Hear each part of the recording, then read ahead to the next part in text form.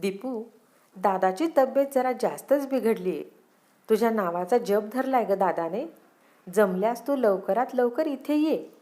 फोनवरचा baby आत्याचा घाबरा घोबरा आवाज ऐकून दीपिकाची छाती धडधडू लागली. दीपिकाला काय करावं तेच सुचेना. ती उगाच ह्या खोलीतून त्या खोलीत एरझाऱ्या घालू लागली. घड्याळात सकाळचा 9चा ठोका पडला आणि ती भानावर आली. ते घड्याळ जणू तिला सांगू पाहत होते, कशाला ग पोरी, घरात एवढ्या एरझाऱ्या घालतेस? निघ लवकर, जा आपल्या पित्याला भेटायला. मी काही थांबणार नाही बरं कुणासाठीच. मनीष सकाळीच ऑफिसला निघून गेलेला.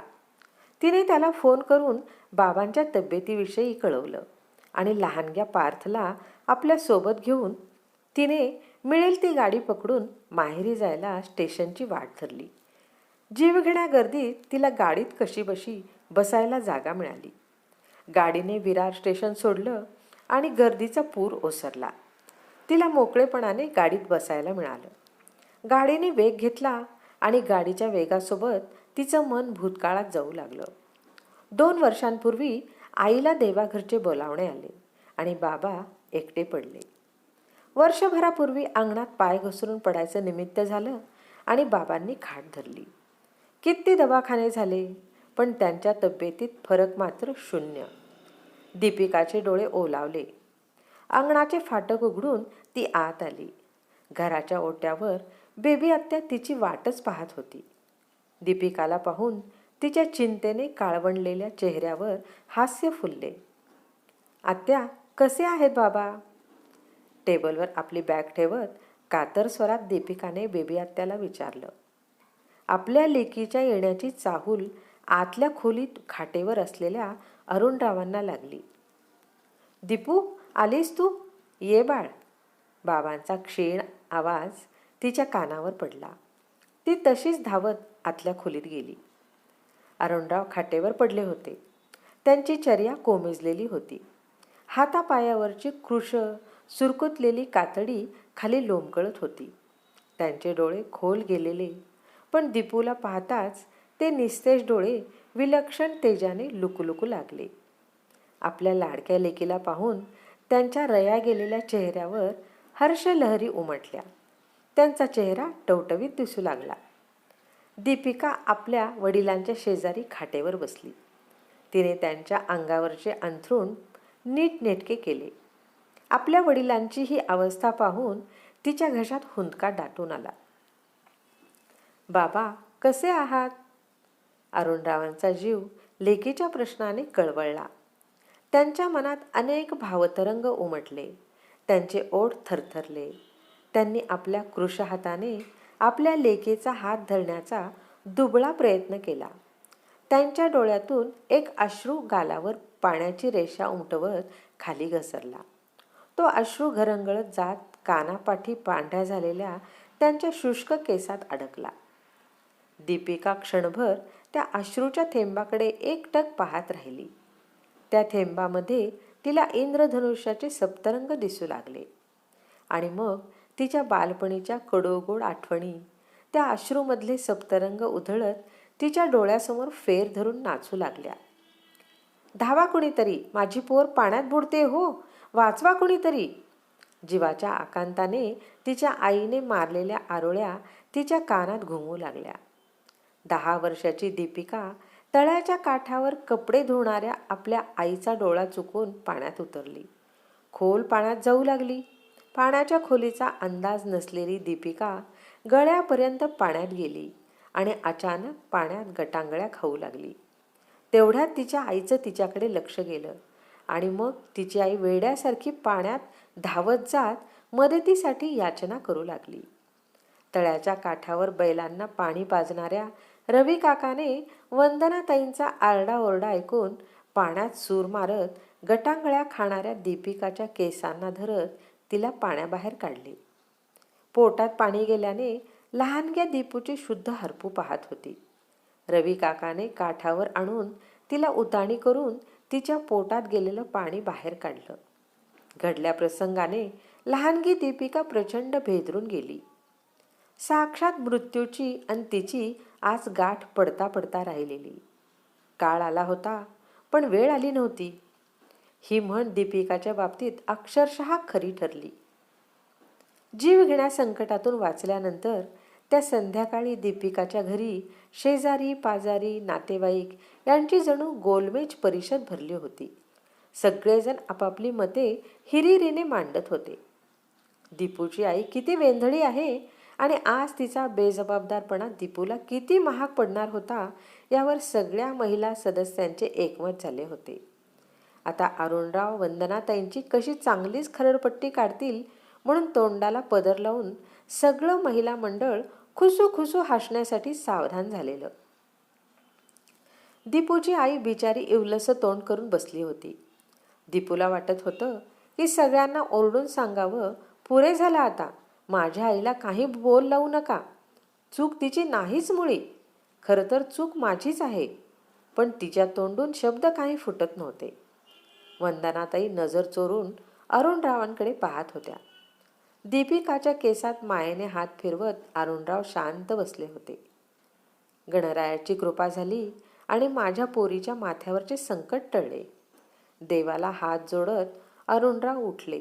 तशी घरात जमलेल्या परिजनांच्या गोलमेज परिषदेची सांगता झाली आणि सगळी मंडळी आपापल्या घरी पांगली.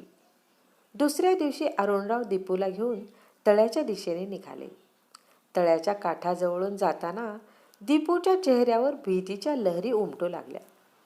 तळ्यातल्या पाण्याकडे पाहण्याची दीपूला थोडी सुद्धा हिंमत होत नव्हती. तिला पाण्याची प्रचंड भीती वाटू लागली होती. तळ्यावर काठावर येत आपल्या पायातल्या वाहणा आणि अंगातला शर्ट बाहेर काढत अरुणराव लहानग्या दीपूला म्हणाले, दीपू, आजपासून तळ्यात पोहायला शिकण्याचा श्री गणेशा करायचा. चल, माझ्यासोबत तू पण उतर बरं पाण्यात. नको बाबा, मला खूप भीती वाटते. तिच्या डोळ्यात पाणी तरळलं. भीती हा माणसाचा खरा शत्रू आहे. त्या शत्रूला तुला हरवायला लागेल. माणसाच्या आयुष्यात संकट कुठल्याही रूपात येऊ शकतं, कुठलीही पूर्वसूचना न देता. तुला न घाबरता येणाऱ्या परिस्थितीला तोंड देता आलं पाहिजे दीपू. तिच्या डोक्यावरून मायेने हात फिरवत अरुणराव म्हणाले, चल घे गणपतीचे बाप्पाचे नाव, मार उडी पाण्यात. आणि अशा रीतीने दीपूच्या पोहण्याचा सरावाला सुरुवात झाली. अरुणराव तिचे गुरु आणि दीपू त्यांची शिष्या बनली. 3 महिन्यांच्या अथक सरावानंतर दीपू सराईताप्रमाणे पाण्यात पोहू लागली. पुरुषभर खोली असलेलं तळं आपल्या वडिलांच्या जोडीने पार करू लागली. आणि एके दिवशी अरुणरावांच्या ह्या शिष्येने पोहण्याच्या शर्यतीत आपल्या गुरुलाच हरवलं. अरुणरावांच्या आधीच तिने ते तळं पोहत पार केलं. आज बापसे बेटी सवाई निघाली. आता मला माझ्या पोरीची जराही काळजी नाही. अरुणरावांनी अतिशय आनंदाने दीपूला शाबासकी दिली. आपल्या वडिलांनी केलेल्या कौतुकाने लहानगी दीपिका हरखून गेली. नंतर झाडावर सरसर चढणं असो, गाईच्या कासेला धरून तिच्या धारोष्ण दुधाची धार काढणं असो, आपल्या वडिलांच्या हाताखाली दीपिका सगळ्या कामात पटाईत होऊ लागली. त्यामुळे सगळ्यांना तिचं अपार कौतुक वाटत असे. बालपणीच्या या आठवणींनी दीपूच्या चेहऱ्यावर हलकसं स्मित पसरलं. लेकीच्या चेहऱ्याकडे पाहणाऱ्या अरुणरावांच्या सुरकुतल्या चेहऱ्यावर ते हसू पाहून मंद स्मित झळकलं. जणू त्यांना आपल्या लेकीच्या मनातल्या भावना समजल्या होत्या. त्यांनी तिच्या हातावरची आपली पकड अजूनच घट्ट केली. औषध घेतलंत का बाबा तुम्ही? आता बरं वाटतंय का तुम्हाला? दीपिकाच्या शब्दात प्रेमळपणा ओथंबून वाहत होता. अरुणराव शांत राहिले. बाबा, आपण डॉक्टर बदलूया का? परत एकदा दीपिकाने विचारलं. अरुणरावांनी नकारार्थी मान हलवली. आपल्याला देवाघरचे बोलावणं आलं आहे हे त्यांना कळून चुकलं होतं. आता कसलं औषध आणि कसले दवाखाने? त्यांचे शुष्क नेत्र अज्ञात दिशेच्या वाटेला लागले होते. त्यांच्या डोळ्यासमोर त्यांना आपलं मरण स्पष्ट दिसत होतं. आयुष्यात आपल्या वाट्याला दैवगती जे काही वाढलं होतं ते त्यांनी निमूटपणे सहन केलं होतं, कुठलीही तक्रार न करता. आता देवाला त्यांची भेट घेण्याची इच्छा झाली होती. मग हे देवाघरचे आमंत्रण त्यांना कसं नाकारता येणार होतं? देवाची भेट घेणं कसं टाळता येणार होतं? आपल्या प्रेमळ माणसांचा सहवास सोडून आपल्या लाडक्या लेकीला, आपल्या पाठच्या बहिणीला पोरकं करून जाण्यास त्यांचं मन धजावत नव्हतं. आजपर्यंत ज्या मनात साठलेल्या भावना होत्या त्या आता सगळ्यांपुढे रित्या कराव्यात असं त्यांना प्रकर्षाने वाटू लागलं. आपण ह्या संसारातून जात असताना आपल्या पाठी काय व्हायला पाहिजे हे आपण निदान आपल्या लेकीला तरी सांगून जावं असं त्यांना वाटू लागलं. आपलं म्हणणं तिला पटो अथवा न पटो, तिने ते आपल्या माघारी करो अथवा न करो, पण आपल्या मनात इतकी वर्षे कोंडून ठेवलेल्या भावनांना आज तिच्यासमोर मुक्त होऊ द्यायचं असं त्यांनी आता पूर्णपणे ठरवलं होतं. आता आपलं पृथ्वीवरचं अस्तित्व संपत आलंय ह्या वैषम्याच्या भावनेने त्यांच्या मनात घर केलं. त्यांनी क्षणभर डोळे बंद केले. आठवणींनी त्यांना भूतकाळात नेलं. त्यांच्या डोळ्यासमोर त्यांचं बालपण तरळू लागलं. त्या आठवणीसोबतच वंदनाताईसोबत केलेल्या संसाराच्या कडू गोड आठवणी चित्रपटासारख्या पुढे सरकू लागल्या. दीपूचा जन्म होण्याआधी अरुणराव आणि वंदनाताईंची 2 बाळं जन्माला येऊन 15 दिवसांची होऊन दगावली होती. औषध उपचार आणि देवाच्या कृपेने दगावलेल्या 2 बाळांच्या पाठीवर दीपू जन्मली होती. जन्मता दीपू तब्येतीने नाजूक होती, पण देवाच्या कृपेने ती बचावली. लहानपणापासूनच दीपूला अरुणराव आणि वंदनाताई जीवापाड जपत, पण वंदनाताईंपेक्षा अरुणरावांची माया दीपूवर किंचित जास्त होती. त्यामुळे दीपू आपल्या वडिलांच्या खूपच जवळ होती. वंदनाताईंचं दुःख मोठं होतं. 2 पोटच्या गोळ्यांना गमावल्यामुळे त्या कधी कधी आतताईपणा करत, चिडचिड करत. कदाचित आपल्याला मुलगा नाही ह्याचं दुःख त्यांना सतत टोचत असावं. हे जाणून त्यांच्या दुःखावर, वेदनेवर अरुणराव हळूवार फुंकर घालत. आपल्या सहचारिणीच्या भावना समजून घेत असत. दीपूच्या पाठीवर मुलगा हवा म्हणून वंदनाताईंनी खूप उपास तापास केले, नवस म्हटले. शेवटी दवाखाने पण झाले, पण नंतर त्यांची कूस काही उजवली नाहीच. त्यांची इच्छा काही फळाला आली नाही. अरुणरावांनी मात्र कधीही मुलगा हवाच हा अट्टाहास धरला नाही. कशाला हवा वंशाला दीपक? ही माझी दीपू नाही आहे का माझ्या वंशाला? माझी तेवणारी ज्योत आहे ती, म्हणून तर मी तिचं नाव दीपिका ठेवलंय. अरुणराव मुद्दाम वंदनाताईंना चिडवत. हो हो, बाय तुमची गुणाची, काय बाई पाय गुणाची, असे म्हणत वंदनाताई मग कोटी करत. मग आहेच की माझी पोर गुणवान. दीपूच्या कपाळावर भुरभुरणाऱ्या केसांच्या बटा तिच्या कानामागे सारत अरुणराव तिचा मायेने गालगुच्चा घेत म्हणत असत. दीपूला आपल्या आईवडिलांच्या बोलण्याची त्यावेळी भारी गंमत वाटत असे. आपल्या आईच्या मनात काय सल आहे हे समजून घेण्याइतपत तिचं वय नव्हतं, पण वाढत्या वयाबरोबर तिने आपल्या आईच्या भावना समजून घेण्याचा अतोनात प्रयत्न केला. कधीतरी अंगणातल्या कोपऱ्यावर असलेल्या पारिजातकांच्या 2 झाडाखाली बसून पारिजातकाची सुगंधित फुले वेचताना आपल्या आईला डोळे टिपताना दीपू पाहत असे. आपल्या आईला तसे डोळे टिपताना पाहताना लहानगी दीपू भांबावलेल्या प्रश्नार्थक नजरेने आपल्या वडिलांकडे पाहत राही. त्यावेळी अरुणराव तिची समजूत घालत असत. तुझ्या आईला बरं वाटत नसेल असं सांगून वेळ मारून नेत. 2 वर्षापूर्वी वंदनाताईंनी औचित्यांची साथ सोडली आणि देवाचं घर जवळ केलं. आपल्या पत्नीच्या माघारी अरुणराव एकटे पडले. पत्नीच्या आजारपणावर त्यांनी खूप औषधोपचार केले, पण यश काही हाती आलं नाही. आपल्याला वाचवण्यासाठी शर्थीचे प्रयत्न करणाऱ्या अरुणरावांना वंदनाताई म्हणत, कशाला दगडावर पाणी ओतत आहात, उगाच पैसा फुकट जातोय.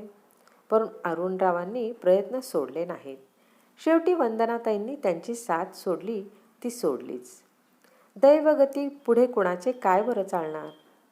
आपल्या बाबांना झोप लागली आहे असं दीपूला वाटलं. त्यांच्या शांत पापण्या मिटलेल्या चेहऱ्याकडे ती मायेने पाहू लागली. त्यांच्या हाताची तिच्या हातावर असलेली पकड सैल करत ती अलगद तिथून उठू लागली. पण अरुणरावांनी तिचा हात घट्ट धरत तिला तिथेच बसायला लावले. तिच्याकडे पाहत ते म्हणू लागले, दीपू, माझ्या माघारी तुझ्या आईला नवमीला भरणी श्राद्ध आठवणीने घाल बरं. सवाष्ण गेली आहे तुझी आई. बाबा, दीपूला हुंदका आवरेना. तुम्ही बरे होणार आहात बाबा, उगाच काही अभद्र बोलू नका. पोरीला का रडवतोय रे दादा? बेबी आत्याने पदर डोळ्यांना लावला. अरुणराव क्षीण हसले. दीपू, तुझ्या ह्या बेबी आत्याला माझ्या माघारी सांभाळ. लग्नाच्या वर्षभरात दुर्दैवाने तिच्या पदरी वैधव्य आलं आणि त्यानंतर आजतागायत आपल्या भावाच्या संसारात मायेने खपली ती. तिला अंतर नको देऊ. बेबी आत्या डोळ्याला पदर लावत आतल्या खोलीत निघून गेली. दीपूला आता खूपच रडू येऊ लागलं. तिला तसं रडताना पाहून अरुणरावांना अतिशय वाईट वाटलं. लहानपणी हट्ट करत रडणारी, आपल्या चिमुकल्या हाताच्या दोन्ही लालबुंद पंजांनी गालावर ओघळणारे अश्रू आणि नाकातून वाहणारे पाणी पुसणारी शेंबडी चिमुकली दीपू त्यांच्या डोळ्यासमोर दिसू लागली. त्यांना क्षणभर वाटलं की असंच उठावं आणि तिचे अश्रू आपण आपल्या हाताने पुसावेत. तिच्या केसांच्या कपाळावर भुरभुरणाऱ्या बटा कानामागे सरकवाव्यात. तिच्या डोक्यावरून मायेने हात फिरवावा. पण आता ते करणं त्यांना शक्य नव्हतं. त्यांच्या मनातल्या त्या हळव्या भावना पूर्ण करायला त्यांचं कृश शरीर असमर्थ होतं. त्यांच्या मस्तकाच्या भूतकाळातल्या कितीतरी आठवणी भ्रमण करीत राहिल्या. लहानगा पार्थ आजोबाकडे आणि आपल्या आईकडे टक लावून पाहत होता.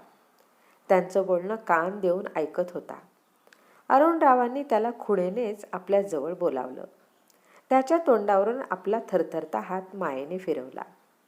अरुणरावांनी आपल्या बहिणीला जवळ बोलावीत कपाटातून 100 रुपयांच्या नोटांचे बंडल बाहेर काढण्यास सांगितले. त्यातल्या 2 नोटा लहानग्या पार्थच्या हाती सोपवीत ते म्हणाले, हे घे बाळा, हे पैसे. या पैशातून खाऊ खा. नंतर त्या बंडलमधून 5 नोटा आपल्या लेकीच्या हातात देत म्हणाले, दीपू बाळ, हे घे तुला.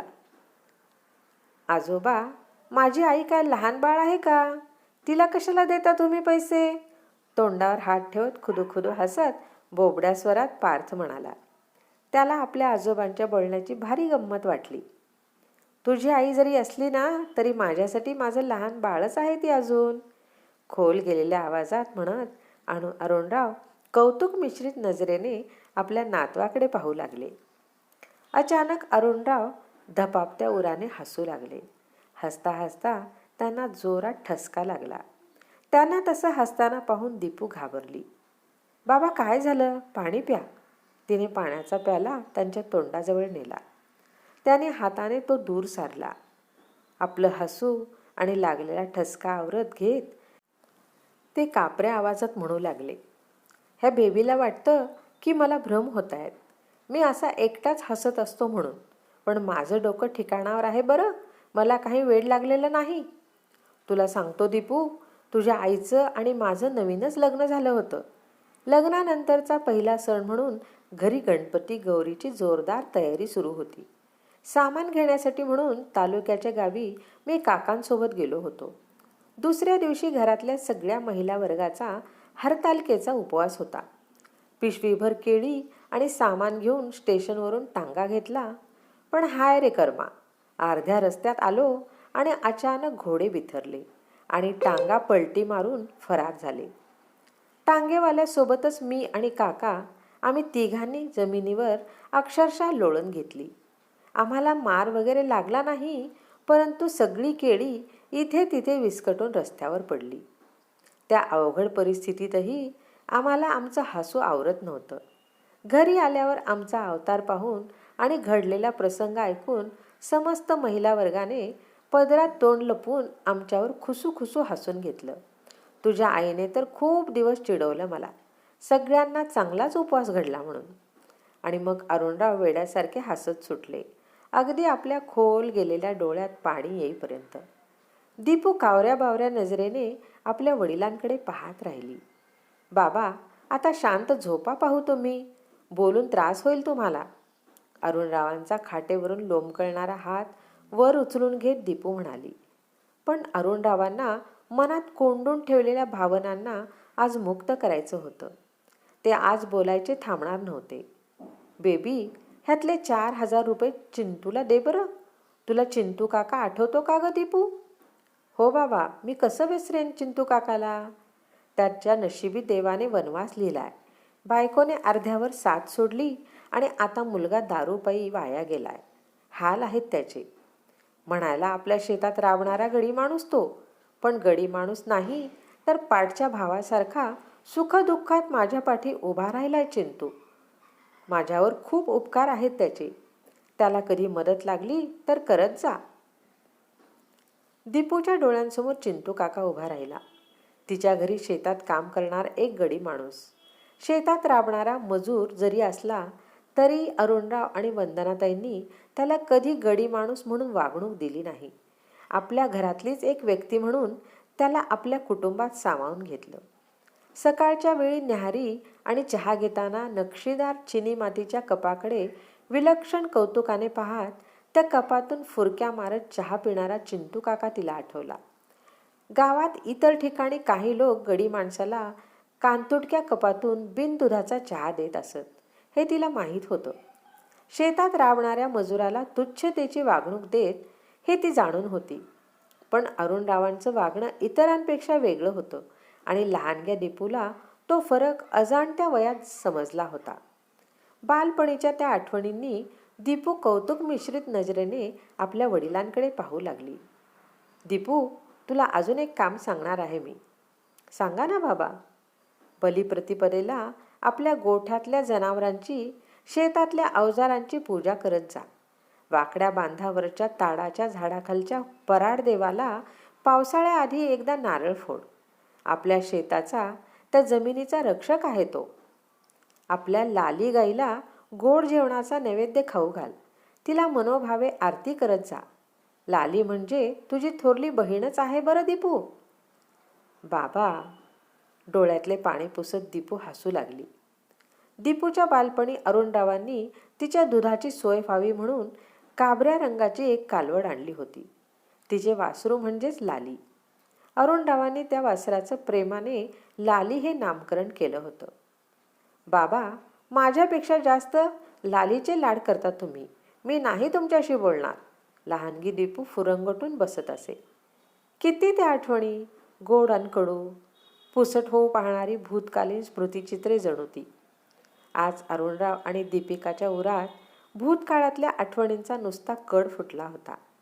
थोडा वेळ अरुणराव आणि दीपिका शांतच राहिले आणि अचानक अरुणरावांचे डोळे पाजरू लागले. दीपूने आपल्या वडिलांचा हात घट्ट धरला. दीपू, अरुणरावांचा खोल गेलेला आवाज कातर झाला. बोला बाबा, मी ऐकते. दीपूने आपलं डोकं त्यांच्या जवळ नेलं. लहानपणी तू विचारायचीस ना की तुझी आई त्या अंगणातल्या कोपऱ्यावरच्या पारिजातकाच्या झाडाखाली आसवं का गाळते ते? हो बाबा, तुझ्या आईचं दुःख अफाट होतं. अंगणातल्या त्या दोन्ही पारिजातकांच्या खाली तुझ्या भावंडांना, हे जग न पाहिलेल्या तिच्या पोटच्या गोळ्यांना तिथे पुरलंय ग. हे जग ना पाहू शकलेल्या बाळांच्या स्मृती सतत डोळ्यासमोर तेवत राहाव्यात म्हणून पारिजातकाची झाडं लावली तिने त्यावर. त्या झाडांना मोठं होताना ती पाहत होती. जणू ती सोडून गेलेली बाळं मोठी होत आहेत असा भास तिला होत होता. पारिजातकांच्या फुलांच्या सुगंधात तिचं हरवलेलं मातृत्व अनुभवत होती. एक आई म्हणून खूप मोठं दुःख होतं तिचं. त्या झाडांशी बोलून, त्या फुलांचा सुगंध घेऊन जणू ती त्या गमावलेल्या आपल्या पोटच्या गोळ्यांशी संवाद साधत होती. तिला त्यातून समाधान मिळत होतं. त्या झाडांवर कधीच कुऱ्हाडीने घाव घालू नकोस दीपू. त्या झाडांची जमेल तेवढी काळजी घे. तुझ्या आईचा आणि माझाही जीव अडकलाय त्या पारिजातकांच्या झाडात. आणि मग आपले कातडी लोंबलेले कृशहात जोडत अरुणराव रडू लागले. मग दीपिकाला आपले अश्रू आणि भावना दोन्ही आवरता आल्या नाहीत. आईच्या आठवणींनी तिला दुःखाचे उमाळे येऊ लागले. ती रात्र चिंतेने सरली. दीपिकाने फोन करून मनीषला दुसऱ्या दिवशी बोलावून घेतलं. दिवसभर अरुणराव खोल गेलेल्या आवाजात बोलू पाहत होते, पण आज त्यांचे उच्चार सुस्पष्ट नव्हते. पण तरीही त्यांना आज रिकामं वाटत होतं. आपल्या मनात साठलेल्या भावना आपल्या लेकीसमोर अखेरच्या भेटीत व्यक्त केल्याने आता कुठल्याही क्षणी आपला श्वास थांबला तरीही त्यांना त्याचं वाईट वाटणार नव्हतं. त्या दिवशीच्या रात्री दीपिका आपल्या बाबांच्या उशाशी बसून जागीच होती. श्वासाने खाली वर होणाऱ्या आपल्या वडिलांच्या छातीकडे ती एकटक पाहत होती. बसल्या जागी दीपिकाचा डोळा लागला. घड्याळात पहाटेचा 5चा ठोका पडला आणि तिच्या जडावलेल्या पापण्या खाडकन उघडल्या. तिने आपल्या वडिलांकडे पाहिलं. त्यांना शांत झोप लागली होती. त्यांचा श्वास धीम्या गतीने सुरू होता. दीपिका बाहेर घराच्या वरांड्यात आली. ढगातून डोकावणारं पहाटेचं चंद्राचं क्षीण चांदणं आता पुसट होऊ लागलेलं. वातावरणात गार हवा सुटलेली. दूर चंडिका मातेच्या मंदिरातून येणारा पहाटेच्या आरतीचा आणि घंटेचा नाद कानावर पडत होता. पारिजातकांच्या फुलांचा सुगंध हवेत पसरलेला. तिला बाहेर आलेलं पाहून मनीष तिच्या पाठोपाठ वरांड्यात आला. दीपिकाची मनस्थिती मनीष जाणून होता. त्याने तिच्या खांद्यावर प्रेमाने थोपटले. अंगणातले फुललेले दोन्ही पारिजातक आणि आकाशात लुकलुकणाऱ्या तारका पाहून दीपिकाला बालपणच्या आठवणी येऊ लागल्या. लहानपणी आकाशातले अगणित तारे पाहून दीपिकाला प्रचंड आश्चर्य वाटायचं. मग ती विस्मयाने आपल्या आईला विचारत असे, आई, हे आकाशात एवढे तारे कुठून येतात ग? मग तिची आई तिला उत्तर देत म्हणत असे, आपलं प्रिय माणूस आपल्यातून हे जग सोडून गेलं ना की वर आकाशात जाऊन तो जीव लुकलुकणारा तारा बनतो आणि मग तो तारावरून अवकाशातून लुकलुकत खाली जमिनीवरल्या आपल्या प्रियजनांना पाहतो. आईच्या ह्या उत्तराने चिमुकल्या दीपिकाचे समाधान होई. आणि तिची आई हे जग सोडून गेल्यानंतर गेल्या 2 वर्षापासून दीपिकाला जणू नादच लागला. घराच्या गॅलरीतून गच्चीवरून आकाशात लुकलुकणाऱ्या ताऱ्यांकडे पाहण्याचा. आकाशात पूर्व दिशेला लुकलुकणारी एक चांदणी जणू तिची आईच आहे असं तिला भासू लागलं. आज सुद्धा ती त्या लुकलुकणाऱ्या चांदणीकडे एकटक पाहू लागली. आणि तत्क्षणी अचानक लुकलुकणाऱ्या त्या चांदणीच्या बाजूला एक नवीन तारा उगवला. तो स्वयंप्रकाशाने लुकलुकू लागला. दीपिका त्या दोन्ही लुकलुकणाऱ्या ताऱ्यांकडे विलक्षण आश्चर्याने पाहू लागली. आणि आत घरात सारं काही शांत झालेलं. आणि त्या दोन्ही लुकलुकणाऱ्या ताऱ्यांकडे पाहत असतानाच दीपिकाच्या तोंडून एकच हुंदका फुटला. रसिक श्रोते हो, ही कथा तुम्हाला आवडली असेल तर लाईक करा, शेअर करा, सबस्क्राईब करा आणि एक गोड कमेंट द्यायला विसरू नका. जय श्रीराम.